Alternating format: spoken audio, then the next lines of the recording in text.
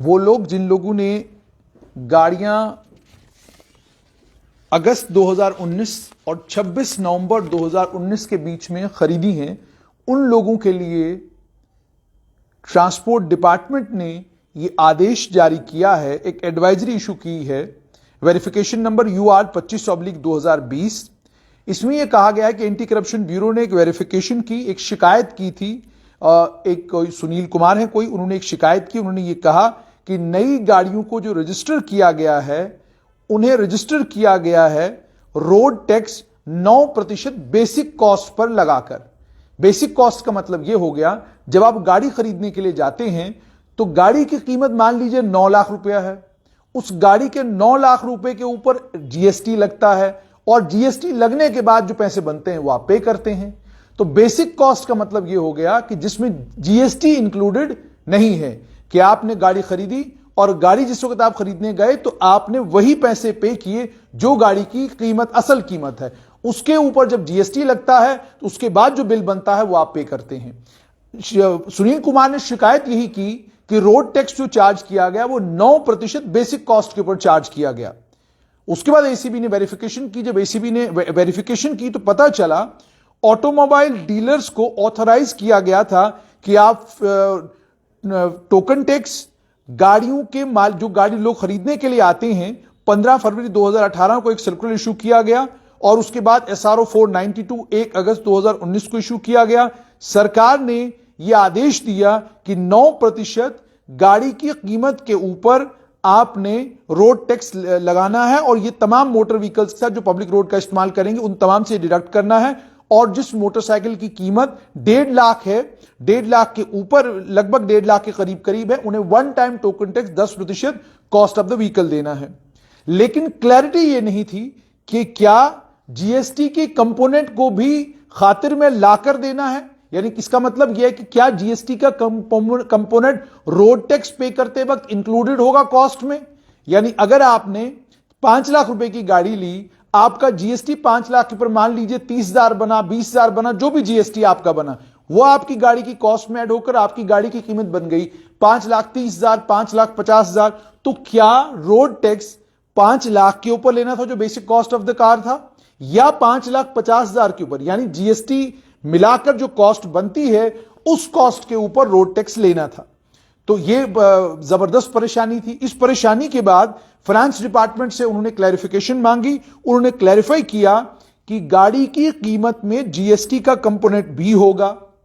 जब उन्होंने गाड़ी की कीमत में GST का कंपोनेंट भी होगा तो RTO जम्मू ने फौरन नोटिस इशू किए तमाम डीलरों को और कहा कि आपको GST भी काटना था, आप लोगों ने GST क्यों नहीं काटा, आपको GST इंक्लूड करके रोड टैक्स काटना था, आपने GST इंक्लूड क्यों नहीं किया।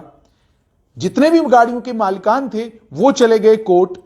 जब वो कोर्ट में चले गए, फाइनली मामला सुप्रीम कोर्ट में पहुंचा तो सुप्रीम कोर्ट से एक ऑर्डर 15 फरवरी 2021 को मिला।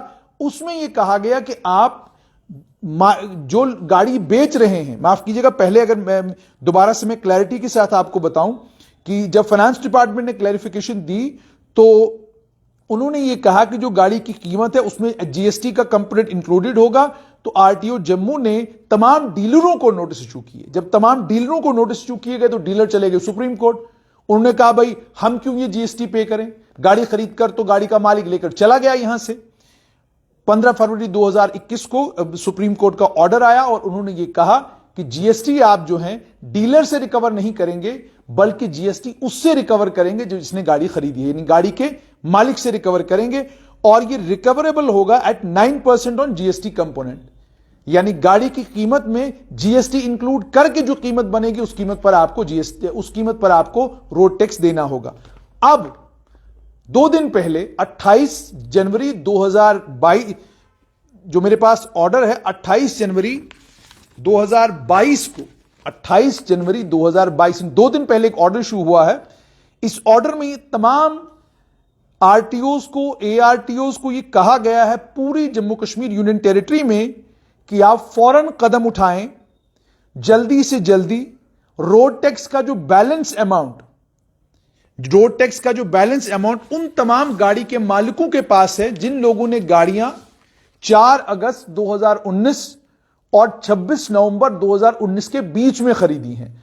तो जितने लोगों ने गाड़ियां 4 अगस्त 2019 और 26 नवंबर 2019 के बीच में खरीदी हैं, इन तमाम लोगों को रोड टैक्स का बैलेंस अमाउंट पे करना होगा। अब रोड टैक्स बनेगा कैसे?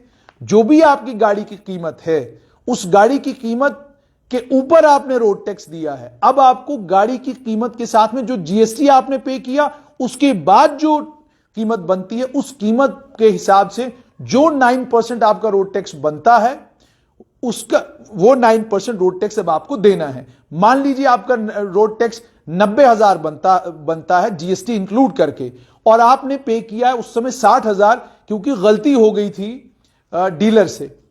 डीलर ने जीएसटी इंक्लूड करके किए बगैर ही आपको गाड़ी बेच दी, गाड़ी का रोड टैक्स कैलकुलेट किया। तो अब जो गलती डीलर से हुई है, उस गलती का खमियाजा आपको भुगतना है।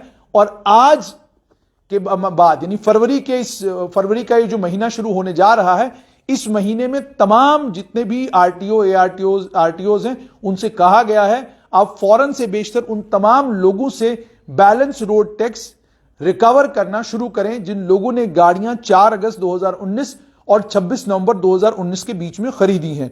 और यह कहा गया है कि आपको एक्शन टेकन रिपोर्ट और कंप्लायंस रिपोर्ट जल्द से जल्द डिपार्टमेंट में भेजनी है। अब इसमें दो बातें इंपॉर्टेंट सुन लीजिएगा। वो तमाम गाड़ियां जिन गाड़ियों का ये रोड टैक्स बैलेंस है और जिन्हें बैलेंस रोड टैक्स पे करना है, अगर जो गाड़ियां 4 अगस्त 2019 और 26 नवंबर 2019 के बीच में खरीदी गई हैं, उनमें से कोई ये न सोचे कि अगर मैं पे नहीं करूंगा तो क्या होगा। आप यूं समझ लीजिए, क्योंकि ये सारे का सारा डाटा आजकल ऑनलाइन है, आपकी गाड़ी ब्लैकलिस्ट होगी। आप इंश्योरेंस क्लेम करने के लिए जाएंगे, इंश्योरेंस नहीं मिलेगा आपको। आप गाड़ी का काम कराने के लिए कहीं पर जाएंगे तो इंश्योरेंस वाला आपको कहेगा कि जनाब आपने तो रोड टैक्स पे नहीं किया है, पहले जाकर आप रोड टैक्स पे करिए, उसके बाद जाकर आपको गाड़ी के ऊपर सारी फैसिलिटीज मिलेंगी। और उसके बाद ट्रैफिक पुलिस विभाग के पास भी आजकल ऑनलाइन डाटा आता है, वो भी चेक कर सकते हैं कि आपकी गाड़ी का स्टेटस क्या है। तो आप सभी लोगों से गुजारिश है कि सरकार का ये जो ऑर्डर आया है, इस ऑर्डर में साफ तौर पर आपको ये कहा गया है कि 4 अगस्त 2019 और 26 नवंबर 2019 के बीच में अगर आपने गाड़ी खरीदी है तो आपको बैलेंस रोड टैक्स पे करना होगा। जितना रोड टैक्स आपने पे किया है वो उसमें जीएसटी इंक्लूडेड नहीं था, और अब जीएसटी इंक्लूड करके जो आपकी गाड़ी की कीमत बनती है उसके बाद 9% आपको रोड टैक्स पे करना है। अब आप खुद प्लस माइनस कर लीजिएगा, जो अमाउंट बनता है वो अमाउंट आपको जम्मू कश्मीर की सरकार को और ट्रांसपोर्ट विभाग को पे करना है।